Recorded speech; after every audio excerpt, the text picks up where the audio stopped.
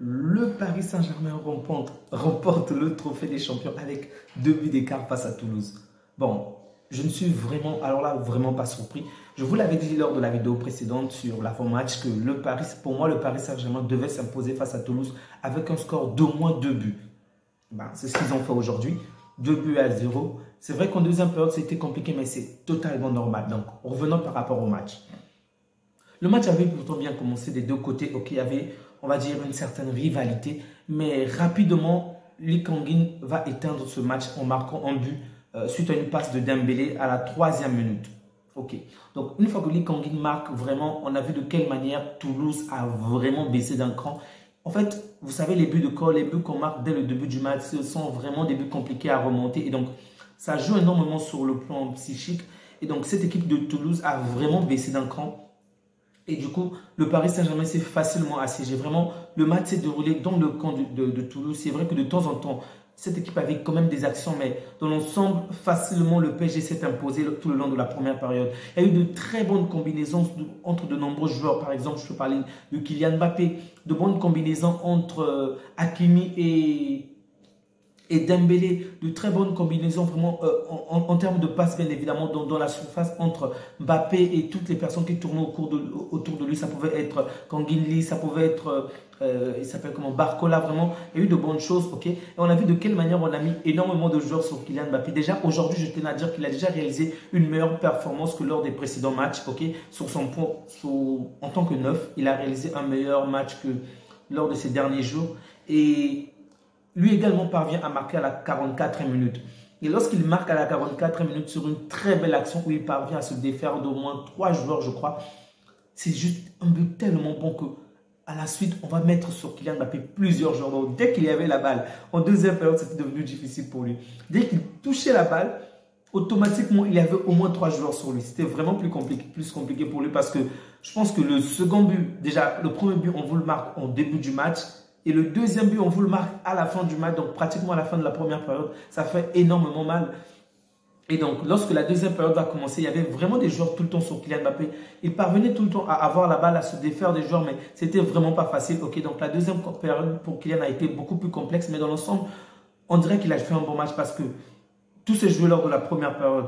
Lors de la deuxième période, toute l'équipe a vraiment préservé le score. Donc, ils avaient déjà gagné, ils étaient champions. Donc, c'était plus nécessaire de se donner à 100%, s'il faut le dire ainsi.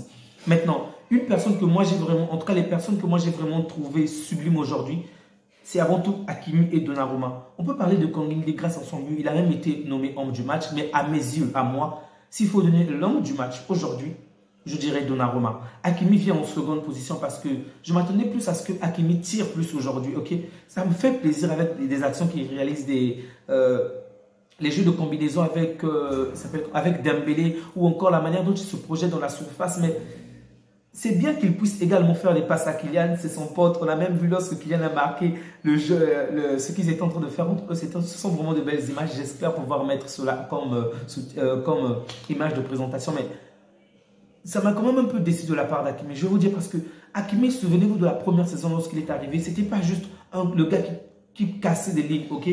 C'est aussi le gars qui marquait, qui tirait énormément. Et donc, sur le reste des points, c'est bon. Mais dans la surface, et même les journalistes pouvaient le dire, surtout en première période et même quelques actions en deuxième période, qu'ils se font trop des cadeaux. La période de Noël est passée. C'est pour vous dire que entre Dembélé et Hakimi, c'était bien. Mais dans la surface, quand il arrivait dans la surface, parfois il fallait tirer, mais il recherchait tellement Kylian Mbappé que, en fait, avant que la balle n'arrive à Kylian Mbappé, la balle était généralement interceptée. Et donc, même lorsque la balle arrivait sur Kylian, avant même que Kylian touche la balle, du moins, au moment où Kylian touchait la balle, l'adversaire était déjà sur lui. Comme je vous l'ai dit, on avait mis énormément de joueurs sur Kylian. Donc, il arrivait très bien à se défaire, mais il a énormément couru. Vraiment, il a énormément couru.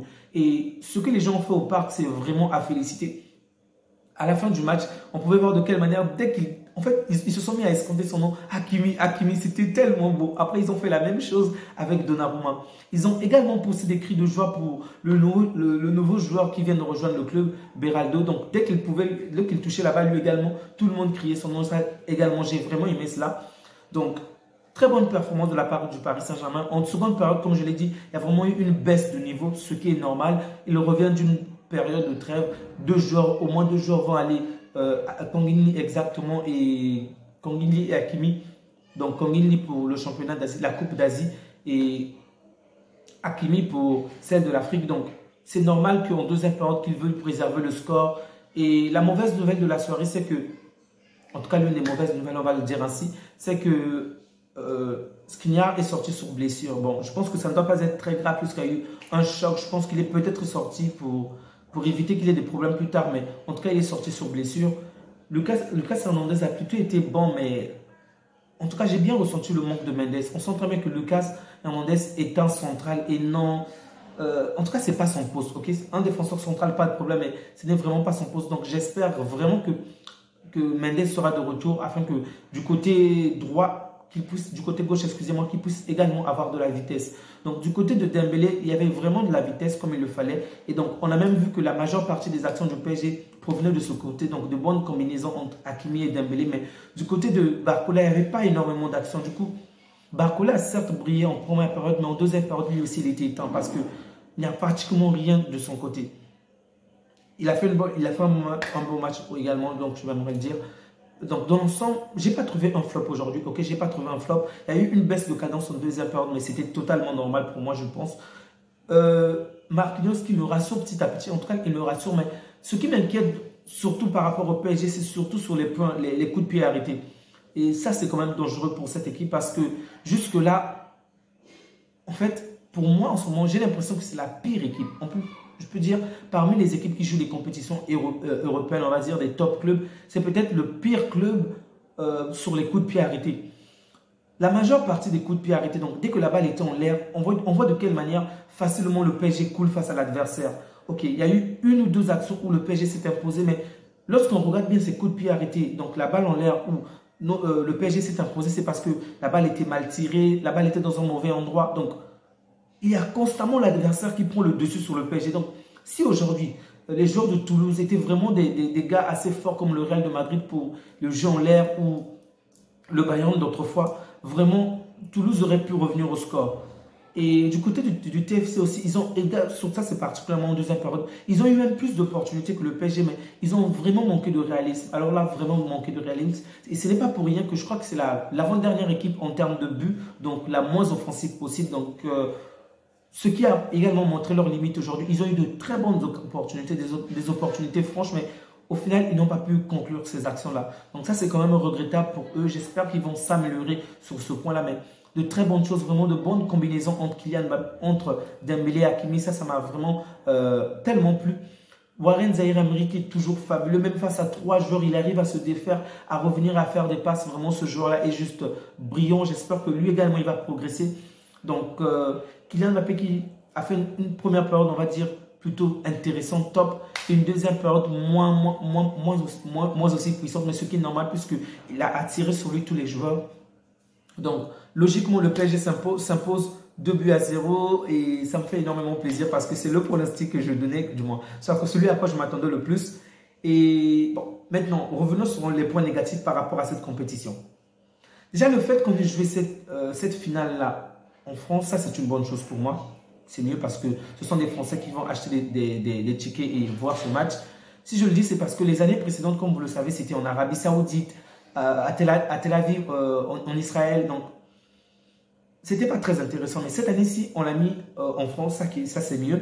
Mais je pense que le PSG a quand même été favorisé parce que c'est vrai que le Maître Parc, c'est quand même marquant, ok? Des tas de personnes vont venir et malheureusement, les tickets sont très chers et donc de nombreuses personnes malheureusement se plaignaient. Si vous avez vu des avant-matchs, pas mal de supporters se plaignaient du prix élevé des tickets. Mais le Paris Saint-Germain a été privilégié parce que, imaginez-vous aujourd'hui, vous êtes supporter du Barça ou du Real et une finale, qu'on a joué la finale carrément dans le camp adverse, donc au niveau du stade adverse. Donc déjà, en premier lieu, il y aura énormément de supporters de l'équipe adverse. Ils sont chez eux, ils sont habitués à cette atmosphère-là. Donc, d'une certaine manière, ça va aussi jouer sur le plan psychique des joueurs de Toulouse. Donc, là, je pense que, bon, j'ignore pourquoi ils ont choisi le PSG comme terrain et le Parc des Princes comme stade, mais je pense que ça a quand même joué en la défaveur de Toulouse. Et comme vous le savez si bien, bon, ça c'est généralement en Ligue des Champions, mais le PSG est plus fort à domicile qu'à l'extérieur. Donc, si c'était par exemple sur le terrain de Toulouse, est-ce que le PSG devait afficher cette image-là?